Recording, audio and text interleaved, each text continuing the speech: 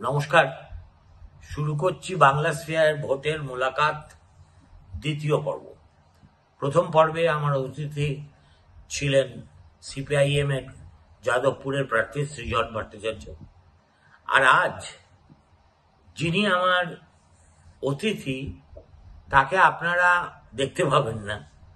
আমিও যে জুম কলে তাকে খুব ভালো দেখতে পেয়েছি তা নয়, কিন্তু তার সঙ্গে আমার কথোপকথনটা আমি রেকর্ড করতে সক্ষম হয়েছে।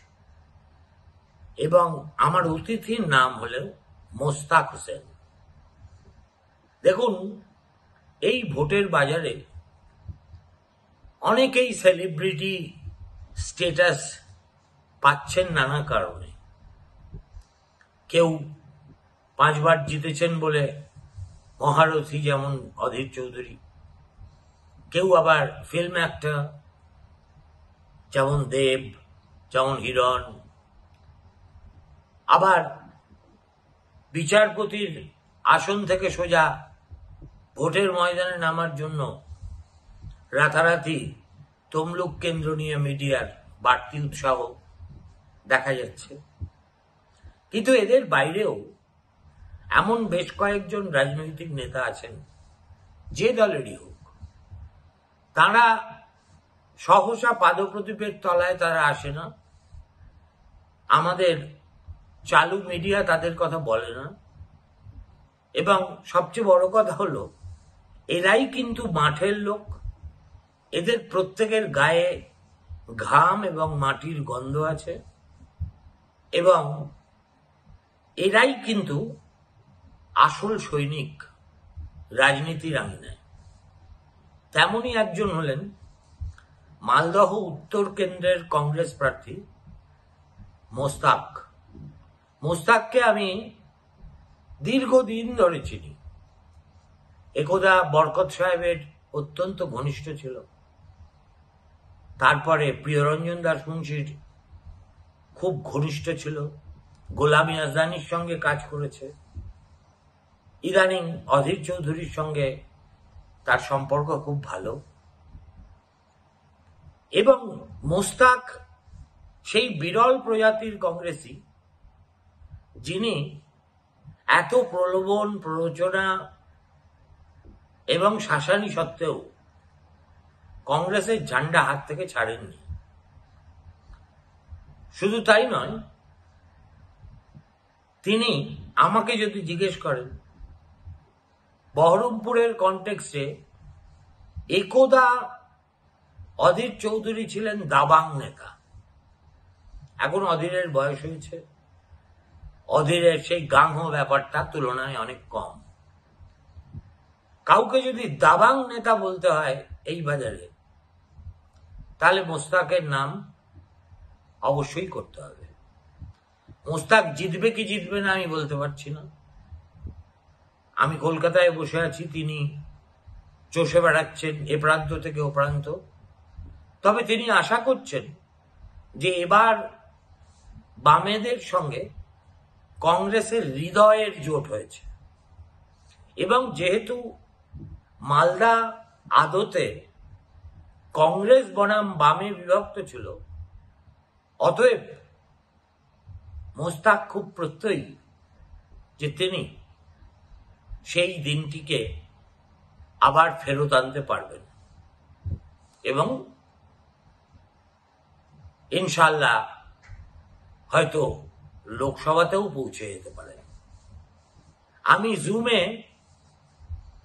মোস্তাকের ইন্টারভিউ নেওয়ার চেষ্টা করেছিলাম।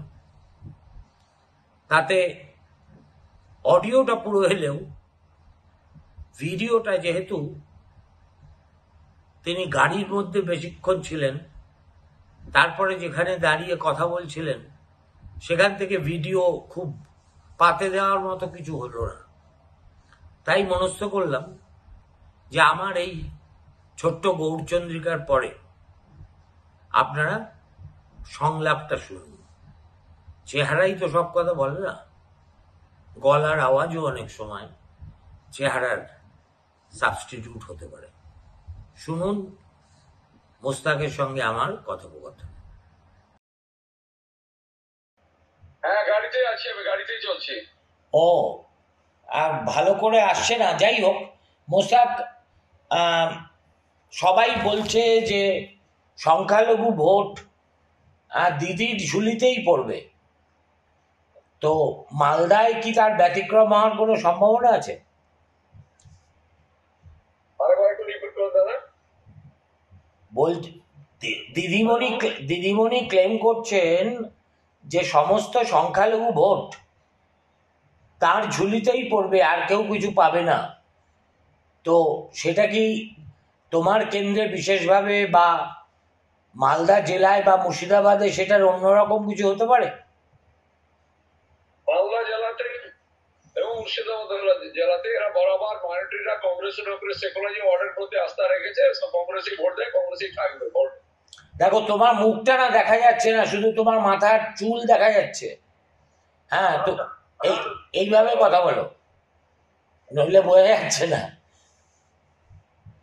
বুঝতে পারছি। না, যদি তাই হবে তাহলে বিজেপি সেখান থেকে এত ভোটে উত্তর থেকে জিতলো কি করে গতবার?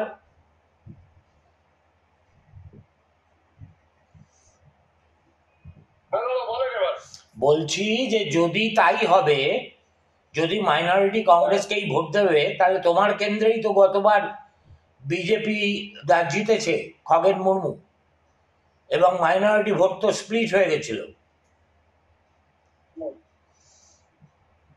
2019-এ যেটা হয়েছিল, একই পরিবার থেকে দুজন দাঁড়িয়েছিল, এনআরসি ইস্যু ছিল, সেটা হবে না, মানুষ নিজেরা বুঝতে পারছে হোয়াট ইজ হোয়াট। হ্যাঁ, এবারে মানুষ ঐক্যবদ্ধ, কংগ্রেসের পক্ষেই মানুষ আছে, বাম এবং কংগ্রেসের পক্ষে। এবং মালদা জেলা কংগ্রেসের বাম দুটো রাজনৈতিক দল ছিল, বিজেপি ছিল না, ওটা লাকিলি হয়ে গেছে। এবং বামপন্থের কর্মীরা ওদের যে ভোটগুলো চলে গেছিল 2019-এ, সেটা ওরা আবার ফেরত রিটার্ন করেছে। কারণ 2023-এর পঞ্চায়েত ইলেকশন, আমার হরিশ্চন্দ্রপুর 1 একটা টোকেন এক্সাম্পল বলছি, 7-7টা গ্রাম পঞ্চায়েত দখল করেছে কংগ্রেস এবং বাম, পঞ্চায়েত সমিতিও কংগ্রেস এবং বাম দখল করেছে। এটা একটা প্রতীক বলা চলে যে মালদা জেলায় যে সঠিকভাবে ইলেকশন পঞ্চায়েতে হলে গোটা জেলা পরিষদ দখল করতে পারতো। এবারে তো এটা হচ্ছে লোকসভার ভোট, এই ভোট আপনার সেন্ট্রাল ফোর্স থাকবে, আর বাম এবং কংগ্রেস কর্মীরা এবারে ইউনাইটেড হয়েছে বুথে। তারা কেউ যদি ভোট লুট করতে আসে, তাহলে নিজের ভোট কি করে দিতে হয় সেটা জানে, ইউনাইটেড। এবং মালদা জেলাতে কংগ্রেস এবং সিপিএম এর নেতৃত্ব একসাথে ইউনাইটেডলি যেভাবে পরিশ্রম করছে, আবার সেই জমি এই দুটো দলই তো ছিল মালদা। হ্যাঁ, সে তো বটে। কংগ্রেস কখনো সিপিএম সিপিআর পঞ্চায়েতে ফিরে আসবে, তো কোনো সন্দেহ নেই, সেই এনভায়রনমেন্ট তৈরি হচ্ছে। আজকে আমরা ডিস্ট্রিক্ট অ্যাডমিনিস্ট্রেশনকে জানিয়ে দিলাম যে আমরা লাইফ লস চাই না, কংগ্রেস বা বাম মানুষ যাতে ফ্রি এবং ফেয়ার ভোট দিতে পারে সেটার দিকে কিন্তু কেয়ার থাকবে। না, সেটা না হয় হলো, কিন্তু আমার কথা হচ্ছে একা হরিশ্চন্দ্রপুর দিয়ে তো তুমি মালদা উত্তর জিততে পারবে না, আরো 6টা কেন্দ্র আছে। আপনি না না, ওটা আপনাকে আমি একটা এক্সাম্পল বলবো। আপনার এতে আমাদের চাচল বলুন, মালতীপুর বলুন, রতুয়া বলুন, ওল্ড মালদা ব্লক আর কি, ওটা মালদা বিধানসভা বলুন, গাজল বলুন, হাবিবপুর বামনগলা বলুন, সব জায়গাতে চিত্র পাল্টে গেছে। তার প্রমাণ কি? জেলা পরিষদে যখন জিতি, 83-তে যখন জেলা পরিষদে জিতি, হাবিবপুরে পঞ্চায়েত সমিতি আমাদের দখলে, বামনগোলা আমাদের, তখন এককভাবে দখল করেছে, ওল্ড মালদা আমাদের দখলে। অতএব মানুষদের পাশে দাঁড়াতে হবে। এবং আমার বরকতদাকে দেখেই রাজনীতিতে শুরু হয়েছে, বরকতদার হাতে পড়ি, তারপরে ডক্টর গোলাম হাসদানি, তারপরে প্রিয়রঞ্জন দাস মুন্সি, পরবর্তীতে প্রভাবদারের সান্নিধ্যে এসেছি, সমর মিত্রের সান্নিধ্যে এসেছি, ফটি ভট্টাচার্যের সান্নিধ্যে এসে, এখন অধীর রঞ্জন চৌধুরী আমাদের রাজ্য লিডার। এতগুলো মানুষের সাথে থেকে কিছু অভিজ্ঞতা আমার হয়েছে, সেটা মানুষের সাথে অ্যাপ্লাই। এবং আমি জেলা পরিষদের পূর্তের কর্মদক্ষ ছিলাম। মালদা জেলার একটিও ব্লক নেই যে ব্লকে আমার প্রধানমন্ত্রী সহযোগিতা রাস্তা করিনি নিজের হাতে। পাশাপাশি রাজীব গান্ধী যে বিদ্যুৎ যোজনা স্কিম থেকে প্রত্যেকটা গ্রামে, বরকতদা সেই সময় প্রত্যেকটা মজা করেছিলেন, আর আমরা প্রত্যেকটা গ্রামে বিদ্যুৎ নিয়ে গেছি। It was our effort during the tenure of Malda জেলা পরিষদ 2008 থেকে 2013। আর মালদা জেলার মানুষ জানে 2019 থেকে আমি 2018 মাস জেলা প্রেসিডেন্ট যখন ছিলাম, মৌসুমনুর যখন চলে যায়, 146টা জিপিতে আমি আন্দোলন করেছি, 15টা পঞ্চায়েত সমিতিতে আন্দোলন করেছি, প্রত্যেকটা থানায় ঘেরাও করেছি, ইউনিভার্সিটি ঘেরাও করেছি, ডিএমএসপি ঘেরাও করেছি, জিকেসিআরটি গোলখান জিনিসটি ঘেরাও করেছি। দুই দলের মানুষের একটা কনফিডেন্সে প্রতিনিয়ত মুশতাক আলম রাস্তায় মানুষকে নিয়ে লড়াই করেছে সবার উঠতে। অনেকে দল থেকে পালিয়ে গেছে, অনেক আছে, আমি নাম করতে চাইছি না কারণ কংগ্রেস দলের সবাই পালিয়ে গেছে, কিন্তু মুশতাক আলম আছে, বামফ্রন্টের অনেকে গেছে। বিজেপির যিনি প্রার্থী উনি তো সৈলেন বাবুর দয়াতে কলপিঠে মানুষ হলেন, এমএলএ হলেন, সহকারী সভাধিপতি হলেন। যখন দলটা দুর্বল তখন ছেড়ে উনি পালিয়ে গেলেন। কর্মীরা এখন খুবই ইউনাইটেড হয়েছে যে না, আমরা লড়াকু লোক, আমরা পেছি পাশে দাঁড়াবে। এবং আমি মাইগ্রেন্ট লেবার ইস্যু নিয়ে আমার যেটা ভূমিকা, 3 লক্ষ মাইগ্রেন্ট লেবার আমার মালদা জেলার বাইরে ছিল যখন 2020 মার্চ ঘোষণা করে। আমি হেল্পলাইন চালু করলাম, চালু করে সমস্তকে খাবার পৌঁছানো থেকে নিয়ে প্রধানমন্ত্রী গরিব কল্যাণ যোজনা যখন 50,000 কোটি টাকা ঘোষণা করলো, তখন আমি ডিএম এর কাছ থেকে আরটিআই করে 1,46,000 সামথিং এর লিস্ট, মানে দ্রুত ভাবে আমারই দেওয়া লিস্ট একটা ডকুমেন্ট হিসাবে নিলাম, অল কনসার্ন জানালাম, কিন্তু এটাকে ইনক্লুড করলো না। ভারতবর্ষে 11টা রাজ্যে 116টা জেলা ইনক্লুড হলো, ব্যতিক্রম মালদা জেলা। আমি হাইকোর্ট করেছি, সন্দীপ বন্দ্যোপাধ্যায়ের কোর্টে 7বার হিয়ারিং এ 2টো অর্ডার হয়েছে। একটা অর্ডারে করলো যে এলিজিবল মানে 25,000 যে গল্প বলেছিল যে মাইগ্রেন্ট লেবার বাইরে ছিল তার ডকুমেন্ট দিতে, সেটা আমরা দিয়েছি। আমি তো 1,46,000 দিয়েছি। পাশাপাশি ওখানে আরেকটা অর্ডারে বলেছে they are entitle to get the benefit of the Pradhanmantri Garib Kalyan Yojana scheme. এটা আমরা পাঠিয়েছি, এন্টাইটেল করলো না। আবার আমি ফাইন করেছি, আজকে না কাল, আজকে হিয়ারিং ছিল মনে হয়, 87 না কত নম্বর লিস্টে চলছে। এবং আমি এটা নিয়ে আমার কাছে কমিটমেন্ট যে কোনো মূল্যে মাইগ্রেন্ট লেবার মালদার যারা গরিব মানুষ বাইরে থাকে, অন্য জেলার কে কি করেছে আমি জানি না, এটা আমার ইনস্ট্যান্ট করে আমি করাবো, এটা আমার কমিটমেন্ট। তো এই মাইগ্রেন্ট লেবাররা কি তোমাকে ভোট দিতে আসছে না তারা? অনেকে আসছে, অনেকে আসছে। তুমি কি স্পেশাল কোনো উদ্যোগ নিয়েছো? পৌঁছাতে পারবে কিনা আমি জানি না, তো অনেকেই আসছে। আর সবাই যে গেছে এমন না, 3 লক্ষ তখন মাইগ্রেন্ট লেবারকে আমরা আইডেন্টিফাই করতে পেরেছিলাম, এবং 12 থেকে 13 লক্ষ পরিবার ওদের উপরে নির্ভর করছে।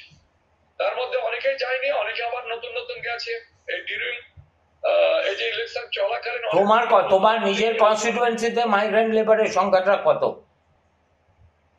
আমি আপনার এই মুহূর্তে পাচ্ছি না। আমাদের যে সংখ্যাটা ছিল, আমাদের রতুয়া ওয়ানে ছিল, আমার ছিল 36,000 হরিশ্চন্দ্র সামথিং। আপনার এতে ছিল, রতুয়াতে ছিল 48,000, আর রতুয়া 2 ছিল 58,000, আর বাকিগুলো ফিগারটা এট এ গ্লান্স মানে ছিল। কিন্তু এই সেক্টর মানে মাইনরিটি বেসড এরিয়াগুলো থেকেই বেশি বাইরে কাজ করতে ওরা গেছিল, কারণ ওখানে গিয়ে বেশি যেটা পাচ্ছে, ওয়েজটা পাচ্ছে, স্যালারিটা পাচ্ছে, এই জন্য ওরা যায় আর কি। তো তোমরা কি প্রত্যেকটা বুথে এবার কর্মী দিতে পারবে? কংগ্রেস তো শেষ পর্যন্ত, অবশ্যই কংগ্রেস আর বাম আছে, দিতে পারবো মানে 100 বার দিতে পারবো। আচ্ছা, যারা বলছে ভাই দিতে পারবে না, আমরা খুব শক্তিশালী আছি, কোনো অসুবিধা নেই। এবারে যেটা হচ্ছে, আপনাকে হৃদয় দিয়ে জোরটা হয়েছে, যেটা 2016 তো হয়তো আমরা অতটা করে উঠতে পারিনি, বা 2021 করে উঠতে পারিনি। বাট এবার সবাই নিজেরা, ভারতবর্ষের সংবিধান আর থাকবে না, জুডিশিয়ারি আক্রান্ত, সেকুলারি অর্ডার থাকবে না, গণতন্ত্র। সাউন্ডটা চলে গেছে, তোমার সাউন্ডটা গন্ডগোল করছে। ওই ফোন টোন চলে আসছে মাঝে মাঝে। হ্যাঁ হ্যাঁ, এবার ঠিক আছে, হ্যাঁ বলো। তো সেই সেন্সে আমরা, এবং আবার সাউন্ড চলে গেল। পঞ্চায়েত সমিতিতে ছিলাম, এলাকাতে কাজ করেছি, মানুষের কনফিডেন্স আছে আমার প্রতি যে না পারবে লড়াই করতে। এবং ফ্লাড নিয়েও আমি মামলা করেছিলাম, ফ্লাড নিয়ে 58 কোটি টাকা দুর্নীতি হয়েছিল, তার জন্য আমাকে অনেক থ্রেটও করছিল। আমার যারা কমপ্লেন্ট ছিল, পার্টির প্রেসিডেন্টরা ছিল, তাদেরকেও চেক করেছিল।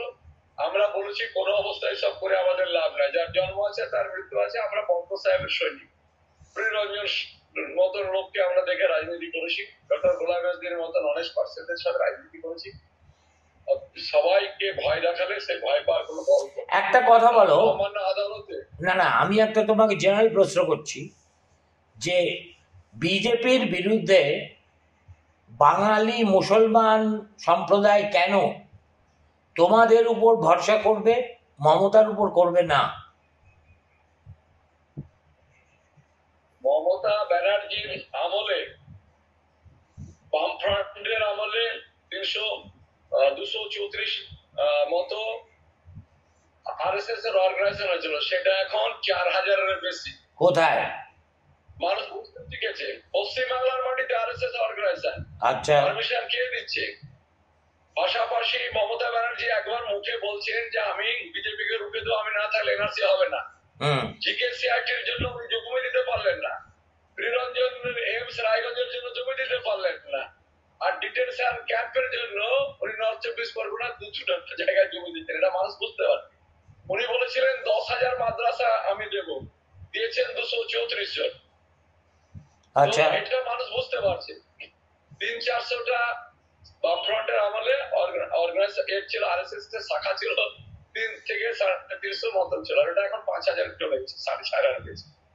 কি কাজটা করেছেন? একটা মাদ্রাসা করে কোথায় বেকারদের চাকরি আছে, কোন মাদ্রাসা উনি দিয়েছেন, কি কাজটি করেছেন? সবচাইতে মানুষ বুঝতে পারছে 3 টায়ার পঞ্চায়েতে যারা চেয়ারে বসাচ্ছে। বলতে আমার খারাপ লাগছে, কুৎসা করা হবে, টিকিট দিতেও টাকা লাগছে, চেয়ারে বসতেও টাকা লাগছে। আপনাদের অনেক সোর্স আছে, দেখবেন পাহাড় করে মাঠ।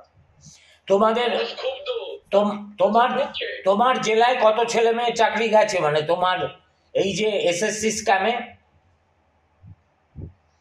বেশ কয়েকশো আছে। ছেলেটা মানে বিভিন্ন ভাবে মানে টাইম টু টাইম গেছে। অ্যাকুরেট ফিগারটা হয়তো এক্ষুনি আমার কাছে আমার ডিক্লারেশন তো নাই, 300-400 তো হয়েছে গেছে, কোনো সন্দেহ নাই। তো তাদের সম্পর্কে তুমি কি কিছু করার কথা ভাবছো? মালদা জেলার কোটাটাকে ফিল আপ করে দিচ্ছিল মেদিনীপুর থেকে। আচ্ছা, ওরা এখানে কিছুদিন থাকলো, তারপরে ট্রান্সফার হয়ে চলে গেল। মালদা জেলাকে বঞ্চিত করেছে। আচ্ছা, তার মধ্যে কিছু চাকরি গেছে। তো এখন তো দেখতে পাচ্ছি দিদিমণি এবং ভাইপো তারা মাটি কামড়ে পড়ে আছে, মালদায় বারে বারে যাচ্ছে, সভা করছে, একটা পদযাত্রা করছে, এমনকি শুনতে পাচ্ছি যে প্রচুর টাকাও নাকি হাওয়ায় উঠছে। তো তোমাদের তো কংগ্রেসের তো টাকা পয়সা নেই। আমাদের টাকা লাগবে না, মানুষ আছে আমাদের। কংগ্রেস আর বাম পার্টিরা, বাম ফ্রন্টের, ওরা চাঁদা তোলার ওদের অভ্যস্ত। চাঁদা তুলে আমরা রোড শো করছি, করে খাওয়ার ব্যবস্থা করছি দুপুরবেলাতে। আর ওদের টাকা আছে, ওরা তো দেওয়াল ভরে দিয়েছে ফ্ল্যাগ আর পেস্টনে। আমাদের ওগুলো কিচ্ছুই লাগবে না। মানুষ সিদ্ধান্ত নিয়ে নিয়েছে। দিদি তো লকডাউন না, দিদি তো লকডাউনের সময় বলেছিল করোনা এক্সপ্রেসকে ঢুকতে দিবে না, মানুষদেরকে ঢুকতে দিবে না। দিদি ইন্ডিয়া জোটে গেছিলেন, তিনি মাঝখানে বসলেন, সোনিয়াজিকে এবং রাহুলজিকে পায়ে নায়ে বসালেন। তারপরে উনি গিয়ে ইন্ডিয়া জোটের নামকরণ করলেন, লিডার অফ দ্য অপোজিশনকে তারও নামকরণ করলেন, প্রধানমন্ত্রীকেও তার নামকরণ করলেন, বলতে তার জোট সঙ্গী নীতিশ কুমার ভেঙে পালিয়ে আসলো। এগুলো হচ্ছে ডাইরেক্টেড বাই বিজেপি, তারা এগুলো করছে। আমাদের দৃঢ় বিশ্বাস। আবার সাউন্ড গন্ডগোল করছে। হ্যাঁ বলুন, ওই মোবাইল চলে আসছে নাম্বার, ওই জন্য ফোন করছিল। তা আমি বলছি আজকে প্রোগ্রাম আছে তো যাবো, ওই জন্য ফোন করছে। না না, সে ঠিক আছে। তো তোমার তো কেন্দ্রের মধ্যে দেখো আদিবাসী এবং তফসিলি জাতির জন্য সংরক্ষিত কেন্দ্র 7টার মধ্যে কটা, 2টো না 3টে? হ্যাঁ বলুন। বলছি তোমার 7টা কেন্দ্রের মধ্যে কোন কোনটা আদিবাসী এবং শিডিউল কাস্টের জন্য সংরক্ষিত? শিডিউল কাস্টের জন্য সংরক্ষিত মালদা, হ্যাঁ, আর হাবিবপুরটা আদিবাসীদের জন্য সংরক্ষিত। তো ট্রাইবালরা এবং আদিবাসী ইয়েরা, তফসিলিরা, তারা তো দেখতে পাচ্ছি পশ্চিমবঙ্গের বহু জায়গায় তারা বিজেপির ছাতার তলায় গিয়ে ভিড়ছে। তাদের সমর্থন কি পাবে? তাদের সমর্থন পাবে না, কিছু পার্সেন্টের পেতে পারে। এরা বলেছিল, মোদীজি বলেছিল, 100 दिन का मुझे मौका दीजिए, सारे हिंदुस्तान का खजाना स्विस बैंक से मैं लुटा दूंगा और हर हिंदुस्तान के अकाउंट में 15 लाख करके दे दूंगा। তারপরে স্বরাষ্ট্র মন্ত্রী বলে এটা ও জুমলা था। না সে তো ঠিক আছে, মন্ত্রী পদপ্রার্থীর বক্তব্য যদি জুমলা হয়, সত্যটা কোনটা? নোটবন্দি করেছেন, 114 জন মহিলা ধর্ষিত হয়েছেন, তারপরে আপনি লকডাউন ঘোষণা করলেন, কোনো সময় দিলেন না। 3 লক্ষ মাইগ্রেন্ট লেবার বাইরে থাকলো, তাদের জন্য কোনো উদ্যোগ নিলেন না, তারা কি করে খাবার টাবার পাবে টাবে ইত্যাদি, কিছুই তো পারেননি আপনি। তো এই ট্রাইবাল বা তোমার যে ট্রাইবালরা কি বলছে একটা কথা শোনেন। ট্রাইবালরা বলছে, একজন ট্রাইবাল নেত্রী বলছে যে সাঁওতাল আমাদের द्रौपदी मुर्मू को प्राइम मिनिस्टर प्रेसिडेंट बनाया, बड़ा खुशी की बात है, लेकिन प्रधानमंत्री से पूछना चाहते हैं पार्लियामेंट उद्घाटन के दिन क्यों उसको नहीं बुलाया। राम मंदिर हिंदू लोग का सेंसिटिव इश्यू है। 4 शंकराचार्य ने बताया अभी वक्त नहीं हुआ है कि ये काम हम लोग का है। प्रधानमंत्री जबरदस्ती वो भी उद्घाटन किया, लेकिन हम लोग क्या पूछ सकते हैं जे जो हिंदुस्तान का नंबर 1 सिटीजन होता है द्रौपदी मुर्मू राष्ट्रपति, क्यों उनको नहीं बुलाया। साँवताल इसीलिए ना, फिर भी तो हिंदू है ना, वोट का टाइम में हिंदू हिंदू करते हैं, और जब उद्घाटन का टाइम तो छोटा जात ब्राह्मण बात करते हैं। तो ये सोचने की बात है। ট্রাইবাল লিডাররা আজকে এই নিয়ে কিন্তু কোশ্চেন করছে। আমি গতকালকে একটা ট্রাইবাল মেলাতে ছিলাম, ওরা খুব আটকে গেছে, আবার সাউন্ড গন্ডগোল করছে বারবার। হ্যাঁ বলো। ওই ফোন চলে আসছে মনে আর কি। হ্যাঁ, তা তোমার ট্রাইবাল মেলায় কি দেখলে?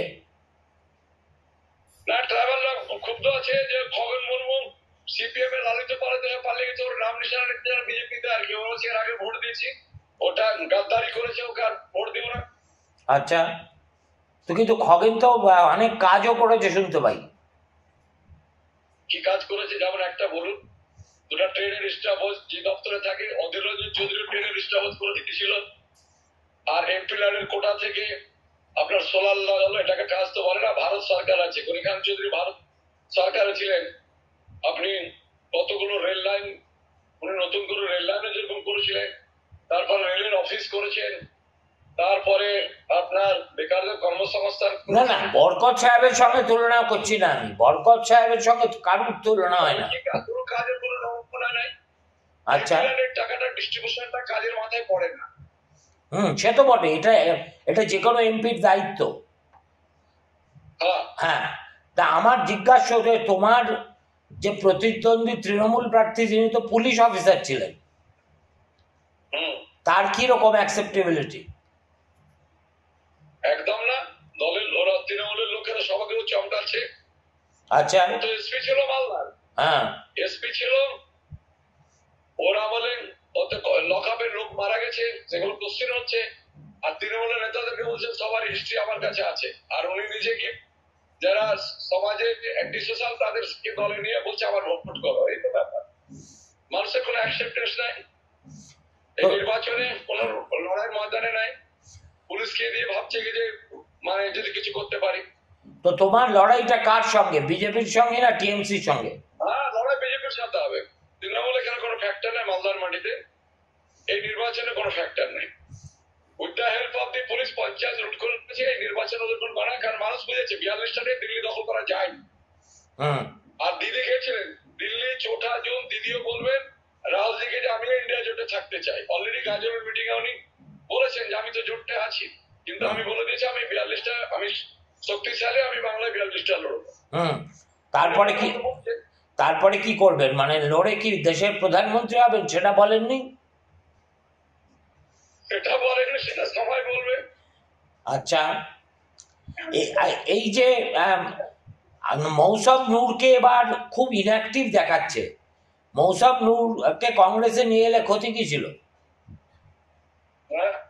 মৌসম নূরকে, হ্যালো, এখন ওগুলো কথা আমি মধ্যে ইনভলভ হতে চাইছি না। বুঝতে পেরেছি। কথাটা হতে চাইছে এখন মানুষ বিপদে ছেড়ে গেলে কেউ কাউকে আর পছন্দ করছে না। আচ্ছা, ঠিক আছে মোস্তাক, তোমার মিটিং আছে আর আমি তোমাকে আটকাবো না। Thank you very much. আশা করি তুমি ভালো করবে। হ্যাঁ, আর সেই যে তোমাকে আমার জন্য 2 ঘন্টা গাড়িতে বসে থাকতে হয়েছিল, এর জন্য আশা করি তুমি এখনো কিছু মনে করছো না। হ্যাঁ, কি ওটা হাই প্রোফাইল লিডার আমার মনে আছে। আমি বললাম আমি আজকে খুশি হলাম যে আপনি আমার একটা ইন্টারভিউ নিলেন, আজকে খুশি হলাম আমি। Thank you. না না, আমিও খুশি হলাম। ওকে দাদা। দেখো, তুমি হচ্ছে মাঠের নেতা। যারা মানুষের সঙ্গে থাকে, মাঠের নেতা, আমি তাদের পছন্দ করি, সে যে দলেরই হোক। আমি আপনার আশীর্বাদে আমি বলছি, মানুষের হয়ে আমি লড়াই করব এবং মানুষের আশীর্বাদ আমি পাবো। হ্যাঁ। আপনার শুভেচ্ছা চাই আমি। থ্যাংক ইউ, আমার শুভেচ্ছা রইল। ওকে দাদা, থ্যাংক ইউ দাদা। হ্যাঁ, ভালো থাকবে। থ্যাংক ইউ দাদা, থ্যাংক হ্যাঁ, ইউ দাদা। ওকে ওকে।